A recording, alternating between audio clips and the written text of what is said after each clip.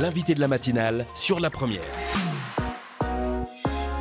Et notre invité ce matin, Thierry Santa, le président du Congrès de la Nouvelle-Calédonie. Nous attendons à partir de maintenant et pour 10 minutes vos questions au 258-258. Thierry Belmont. Quel bilan de cette mandature qui s'achève, Thierry Santa? C'était une année assez chargée. Alors c'est 3 années, si vous voulez bien, je vais vous parler des 3 années d'exercice qui ont été les miennes. Ça a été 3 années très chargées. Par rapport aux mandatures antérieures, on a une augmentation de quasiment 50% de tous les textes, que ce soit des délibérations, que ce soit des lois du pays qui ont été votées donc, au sein de l'Assemblée. Il y a eu juste l'année 2017 qui a été un petit peu moins dense, puisqu'on a eu cette période un peu de latence à la fin de l'année 2017, au moment où le gouvernement était en stand-by. Mais voilà, globalement, on a une activité très soutenue au sein de l'Assemblée. Beaucoup plus, que je le disais, qu'auparavant, puisque l'utilisation du gouvernement de ce qu'on appelle les sessions extraordinaires, c'est-à-dire les intersessions, pour être plus précis, a été forte de la part du gouvernement de la Nouvelle-Calédonie. En session ordinaire, on a fait notre travail comme d'habitude, avec les votes des budgets et autres, mais en session extraordinaire, il y a eu également une activité dense du gouvernement qui a fait que, finalement, les textes se sont retrouvés sur le bureau du Congrès. Beaucoup de textes ont été votés, des textes importants pour la Nouvelle-Calédonie. Il y a eu un certain nombre de textes effectivement importants. Je pense bien sûr à la transition énergétique, par exemple. Je pense à la loi sur l'emploi local dans le secteur public. Je pense à la décision que le Congrès a prise, l'avis que le Congrès a pris en matière de stratégie minière et d'exportation minière. Je pense plus récemment au schéma de prévention de la délinquance qui a été voté. Je pense à tous les textes, bien sûr, ceux d'alcool qui ont été votés. Enfin, il y a eu franchement un certain nombre de textes qui ont touché le quotidien des Calédoniens, comme c'est le cas en définitive sur tous les textes qui sont présentés au Congrès de la Nouvelle-Calédonie. Et à chaque fois, alors, je vous disais tout à l'heure que dans ma démarche, mon objectif était de faire en sorte d'avoir une forme d'unanimité sur les textes. Il y a un texte vraiment symbolique en la matière, c'est l'emploi local dans le secteur public, où on s'est retrouvé en début de séance avec vraiment 2 positions diamétralement opposées, entre les indépendantistes qui souhaitaient que la fonction publique soit ouverte uniquement aux citoyens ou au pire aux personnes résidant depuis plus de 10 ans en Nouvelle-Calédonie, et puis en face, les non-indépendantistes qui considéraient qu'il fallait prendre en considération ce qu'on appelle la tension du marché de l'emploi en fonction de l'emploi concerné.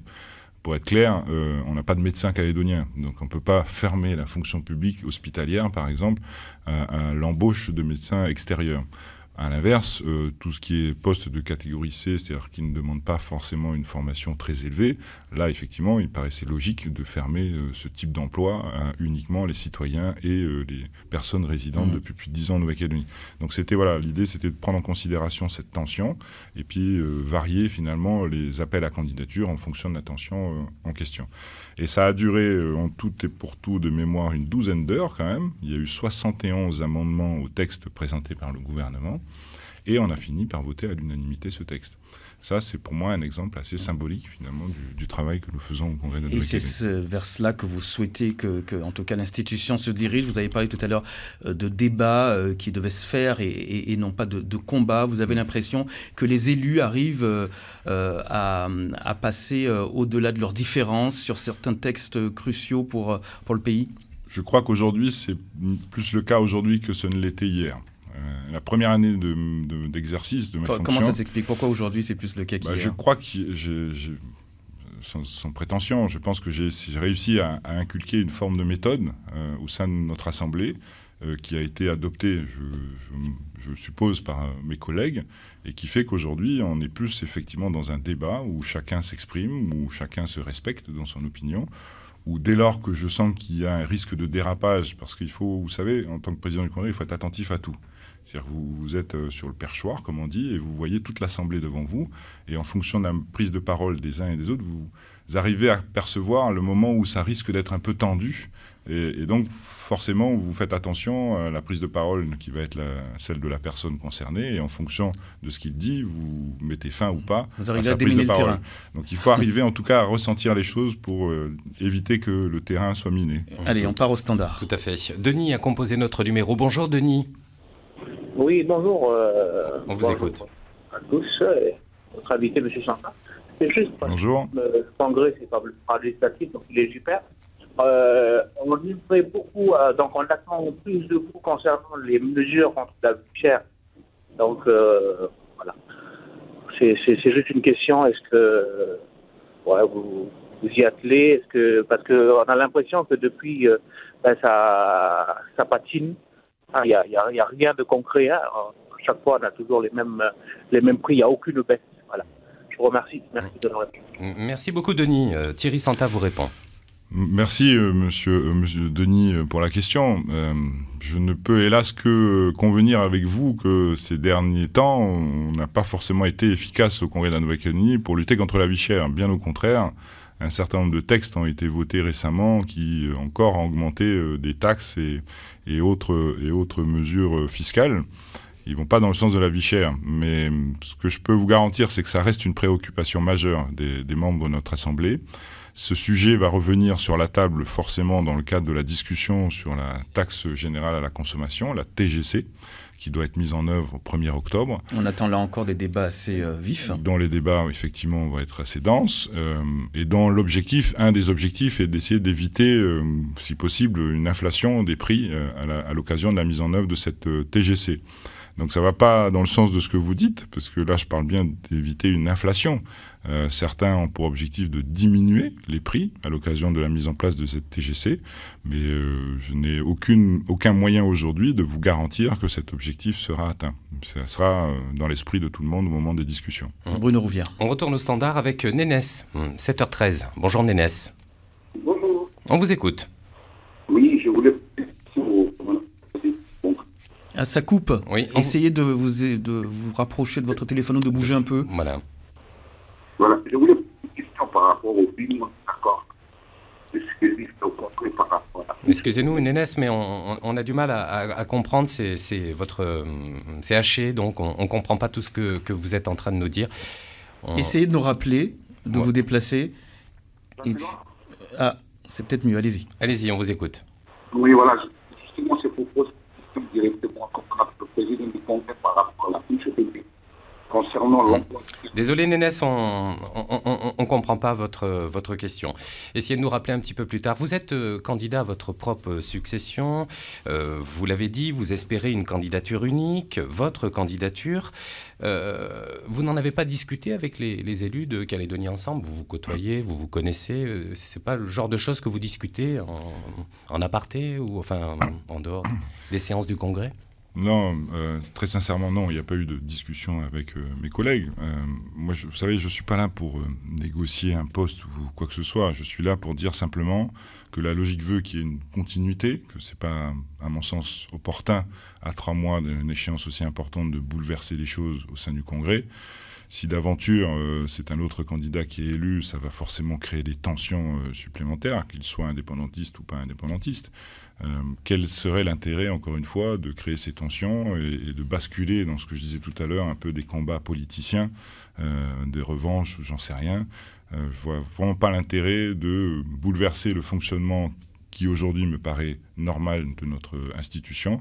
Et mon seul objectif, c'est de poursuivre dans ce sens et de faire en sorte que malgré le contexte un peu dur, enfin, du moment de la campagne post-référendaire, eh bien, que notre Assemblée arrive à continuer à faire son travail dans les meilleures conditions.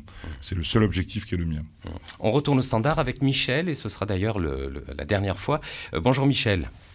Oui, bonjour. On vous écoute. Bon, je suis à l'hôpital Medipol là, actuellement. Oui. Je suis retraité.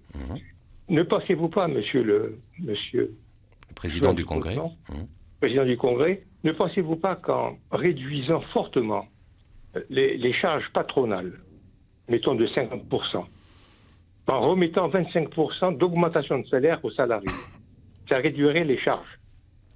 Le problème de la CAFAT, mettre au point un impôt, une TVA sociale, que tous paieraient, et non pas que les salariés.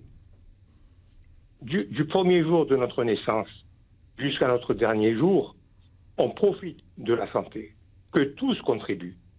Voilà ma question. Merci beaucoup, Michel. On vous répond. Thierry Santa.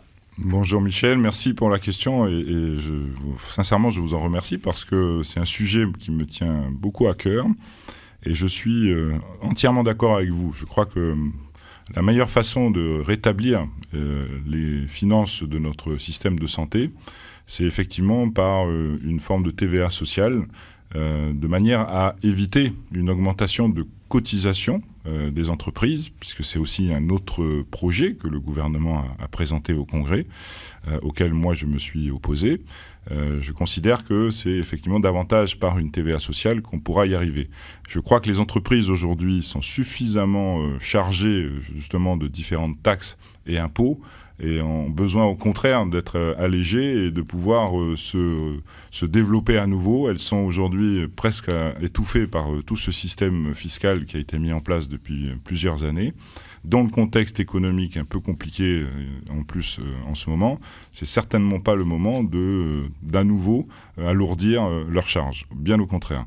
Et j'en conviens avec vous, je crois qu'aujourd'hui le système de santé doit être financé par une fiscalité et non plus par uniquement des cotisations des travailleurs et des employeurs. Je crois que c'est un système qui bénéficie à tous, qui est un système de solidarité et que c'est bien par l'intermédiaire d'une fiscalité qu'il faut le financer. Et pour finir, la TGC me paraît la meilleure solution parce que ça me paraît en plus la fiscalité la plus juste. Une TGC, on paye la TGC en fonction de la consommation que nous faisons. Quand vous savez que les produits de première nécessité font l'objet d'une quasi-exonération de TGC, mais par contre que les produits de luxe, eux, font l'objet d'un taux de TGC le plus élevé, de 22% futur, ça veut dire qu'en fonction de nos moyens, finalement, les ménages les plus modestes paieront le moins de TGC, alors que les ménages finalement les plus aisés paieront le plus de TGC. Et c'est bien par ce système de solidarité qu'on arrivera à financer, je le répète, notre système de santé. Merci Thierry Santa, candidat à sa propre succession au Congrès. Je rappelle que c'est ce lundi 30 juillet que le Congrès se réunit en séance solennelle pour procéder à l'élection donc du président et des autres membres de cette institution. Une élection qui sera à suivre bien sûr sur La Première à partir de 9h lundi matin en direct sur notre radio. Voilà donc pour ce rendez-vous. Et sur nos 3 supports, Facebook également, tout à fait. Et en télé. Radio, télé et Internet. Merci Monsieur Santa. Merci de l'invitation. Merci beaucoup. Il est 7h18, on va retrouver le best-of des coups de cœur et des coups de gueule. Alex nous a préparé un petit montage sur ce qui s'est dit hier matin sur notre antenne. C'était l'invité de la matinale sur La Première. Le best-of des coups de cœur et des coups de gueule sur La Première.